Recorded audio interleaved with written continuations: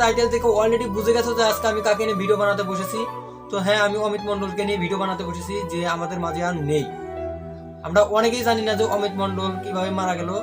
আর তাছাড়া সবচেয়ে বড় কথা হচ্ছে, একটা গরিব ফ্যামিলি থেকে যখন ইউটিউবে আসে তখন তার মেহনতটা কতটা করতে হয় সেটা যারা ইউটিউবিং করে তারাই শুধু জানে। তাছাড়া আমরা অনেকেই জানি না যে আসলে অমিত মন্ডল মারা গেছে কিনা। আমরা এখনো কনফিউশনে ভুগতেছি যে আসলে অমিত মন্ডল মারা গেছে কিনা, এটা কোনো ধরনের গুজবের প্রচলনা হচ্ছে কিনা।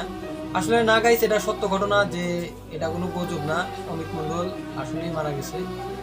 তো আজকের ভিডিও কোনো রোস্টিং ভিডিও না, আজকের ভিডিও জাস্ট মানে এই অমিত মন্ডলকে নিয়েই থাকবে।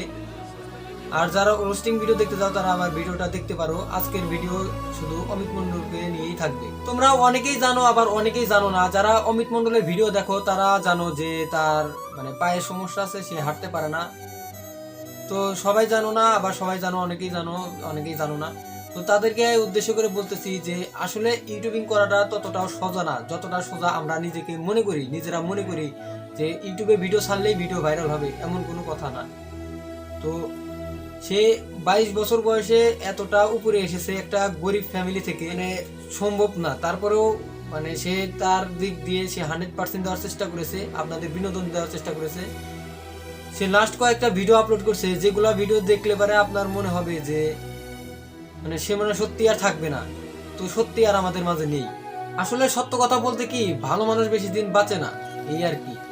তো তার চ্যানেলে যারা ভিডিও দেখেন তারা হয়তো বা জানেন যে সামনে একটা ভিডিও দিতে চাইতেছে, যে আগুন লাগছে। সেই ভিডিওটা শ্যুট করতে গেছিল। ওই ভিডিওটা শ্যুট করতে যাওয়ার পর আসার সময় ট্রাক অ্যাক্সিডেন্ট, মানে বাইকে চড়ে আসার সময় ট্রাক অ্যাক্সিডেন্ট করে সে মারা গেছে। তো তৎক্ষণাৎ তাকে পানি ঢালা হয়, হাসপাতালে নিয়ে যাওয়া হয়। বাট ডাক্তাররা তাকে বলে দেওয়া হয়, তাদেরকে বলে দেওয়া হয় যে সে আর বেঁচে নেই।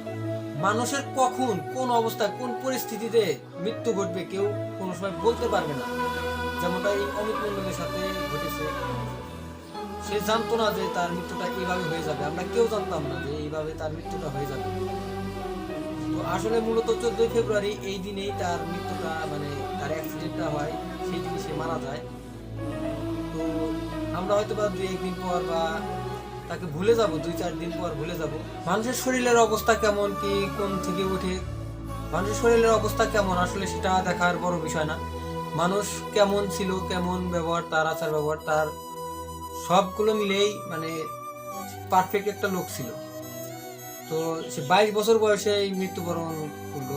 আসলে এটা আমাদের মেনাটা যতটা কঠিন হয়ে যাইতেছে হচ্ছে যে মানে মানুষকে একদিন না একদিন মৃত্যুর স্বাদ তাকে গ্রহণ করতেই হবে।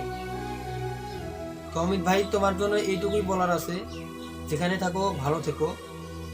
আর যারা তোমরা আমার চ্যানেলে নতুন তারা অবশ্যই আমার চ্যানেলটাকে সাবস্ক্রাইব করে রাখবে। আমি রোস্টিং ভিডিও দিয়ে থাকি, তো রোস্টিং ভিডিও যারা পছন্দ করো তারা আমার চ্যানেলটাকে ভিজিট করে সাবস্ক্রাইব করে নিতে পারো। দেখা হচ্ছে নেক্সট ভিডিওতে। বাই।